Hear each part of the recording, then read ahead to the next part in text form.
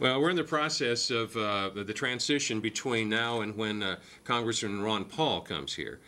And Ron Paul I've known for 20 plus years. I followed his career as when he was a congressman from Texas early in his career, followed his career as he was a libertarian.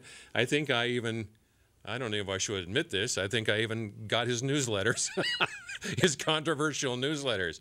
Those newsletters were pretty much like what contemporary blogs are, and he had an email a list that included radio talk shows around the country, and I think I was on the air in Cincinnati, Ohio, during the pre-internet newsletter days. So I've known him for a long time and have followed his career for a long time. We have discussed libertarian politics. We've discussed economics for a long time. I've known him for a long time, and I think I don't know if the word friend would apply here, but a political acquaintance, and I know the people in his sphere of influence, and it's been absolutely intriguing to watch his transition as an obscure Texas congressman who was known as Dr. No, who's always voting no on almost everything that had to do with money issues. And he says, you can't do this, you can't do this, you can't do this. It's unconstitutional, it's unconstitutional. It got to the point where he was almost the only one in Congress that was thinking in these terms. Everybody else had pretty much compromised and say, well, I know technically it's unconstitutional. I know we're not supposed to be doing this stuff, but you sort of have to go along with if you want to be effective at all as a congressman, you sort of have to go along with the status quo. And if you want to get good committee assignments, and if you want to not be marginalized, you can't vote like Dr. Paul does, like Ron Paul does. Ron Paul, for 20 years, has stuck with it and stuck with it and stuck with it and stuck with it. And finally, after the multi-wars, the debauching of our currency, and a whole generation now in debt, in hawk, it's almost like the next generation is waking up and saying, hey, you know, that creepy guy from Texas, remember all those times he voted no? You know, he's starting to make sense. He goes to those debates the last time in the last election cycle, 4 years ago, when he goes to those debates, he would say the same things that he'd always been saying, and the other candidates would look down their nose, almost patronizing at Dr. Paul, and he sounded, oh, he's just a kook. I don't even know why we allow him in these debates. Events have caught up with Dr. Paul. What was unfashionable and ridiculous now seems like it's common sense, and now most of the candidates, except on foreign policy issues, have adopted many of Ron Paul's talking points, and depending on the polls that you look at, he's either 1 or 2 here in the state of Iowa. And next week on Tuesday night, it looks like it varies, according to some of the public opinion surveys, it looks like he could win this thing because his organization is state of the art. He is organized right down to the grassroots level, precinct by precinct. The organization that he put in place, or was at least put in place for him during the last election cycle, remains. And the Ron Paul supporters, and you heard a few of them during the last segment, are zealots. They are truly passionate. They have an emotional bond to this candidate.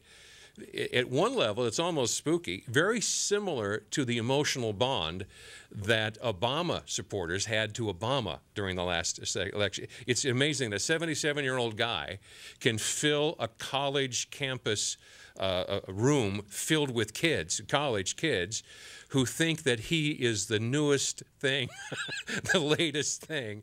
But Ron Paul's message has not changed his message in 25 years, and even longer than that. So we're waiting for him to join us here in the studio. And I hope he didn't get into a fisticuffs contest with Michelle Bachmann in the hall, because I don't know who would win that fight. So anyway, in case you're wondering what the heck we're doing here, my name is Jan Mickelson, and I'm the morning show host here at WHO Radio. You're watching us here on C-SPAN. We are simulcasting here this morning. It's a very informal relationship. We understand that we are truly honored as Iowans to be included in the presidential selection process. I saw that Governor Huntsman this morning says, Iowans pick corn, New Hampshire picks candidates. I know that's a cliche that they've been using. We take this extremely seriously. I know every talking head says this. But we do. We try to ask all the right questions. We try to do the pre-interview process of these candidates, so we get the strongest of the candidates sent off to the next states. Good morning, Doc. Right over here, just that your seat's already warmed up.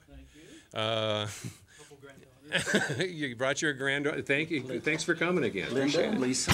From the Hy-Vee Studios. Chair and make yourself comfortable.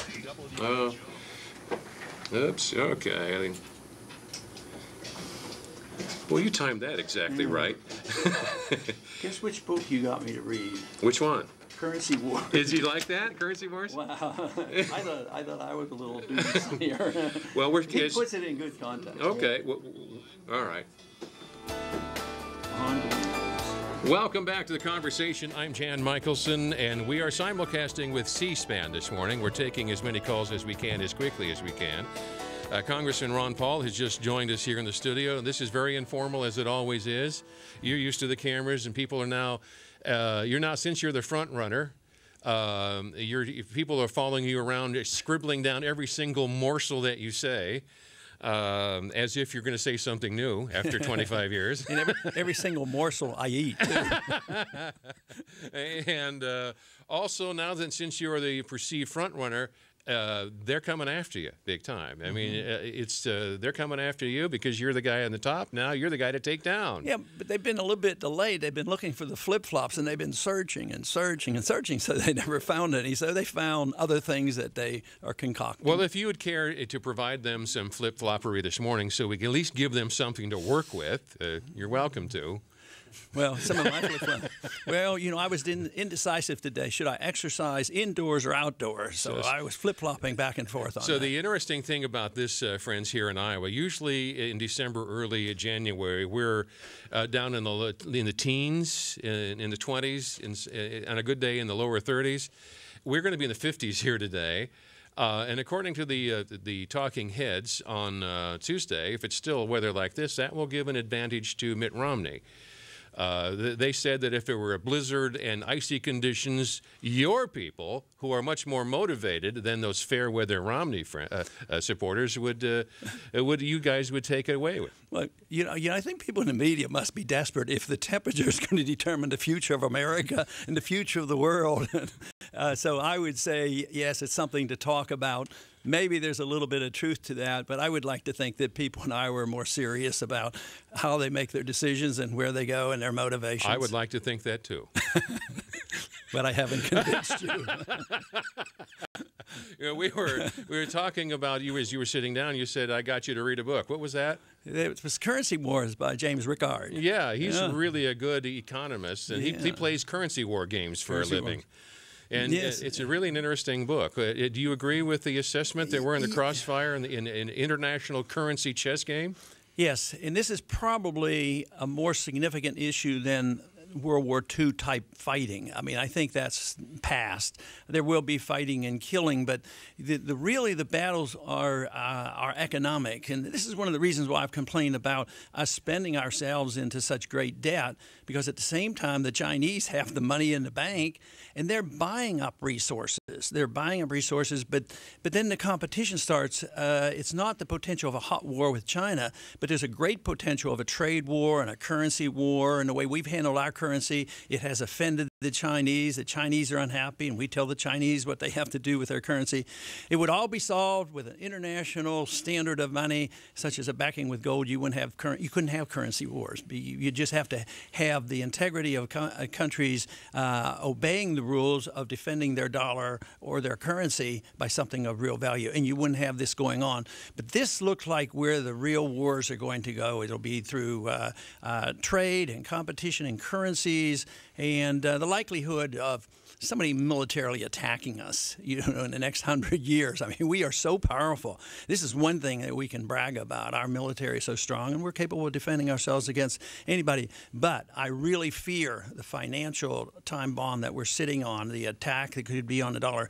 Even though the dollar is holding up right now because everybody holds dollars, if push comes to shove in these currency wars, we could be brought down for financial reasons. Exactly how the Soviets were brought down. We didn't have to, we were able to contain the Soviets, and they were brought down by economic reasons rather than us needing to fight them. It's interesting, even as we speak, you've got some of these protesters that are over at your office banging on your windows. I didn't even hear that yet. It must not have been a big enough deal yet for them to tell me about it. Well, they're just getting started. They went and did this to Romney's office yesterday, and they hauled off a bunch of these things. The alleged Occupy people are vowing to make a ruckus here in this election cycle and disrupt the caucuses. It would really be sad if they did, but there's only like 25 of these people, and they have a disordinate amount of media attention. Yeah. And now they go over to your office and start beating up on your windows and trying to occupy your office. Kind of silly since you're here. Yeah. Last week, I believe we had a rally, and the staff was more, occupiers are there. Occupiers are there. They're in the front row. What are you going to do? What are you going to do? Should we call the police? I don't know. Just relax a little bit. Yes. And there was no ruckus, and afterwards I shook a lot of hands. They come up to me and they say, "Oh, we're from the Occupy movement, but we support you." So I figured that, an open viewpoint about the Constitution and freedom and attacking some of the things that they don't like. They don't like the bailouts, and I don't like the bailouts. So there are some things that we can agree on. I think the Tea Party movement and the Occupy movement are motivated for different reasons, but they come together because they don't trust government anymore, and that's why I think I can connect with both groups. It looks like if we were in the currency wars and if you were managing the currency wars, you would have won. We've talked about this before, but people have evaluated your portfolio. For as long as you have been in office, you're one of the few members of Congress that refused to take a congressional retirement. You chose not to invest in theirs. And the reason why you did that, for the benefit of our listeners, why you chose that again? Well, I consider it unfair. I was complaining about the advantages and the corruption in Washington. Then when they offered me the pension fund, it seemed like too big of a boondoggle, and it would have contradicted everything that I was saying, my complaints about what Washington was doing, what Congress was doing, so I turned it down.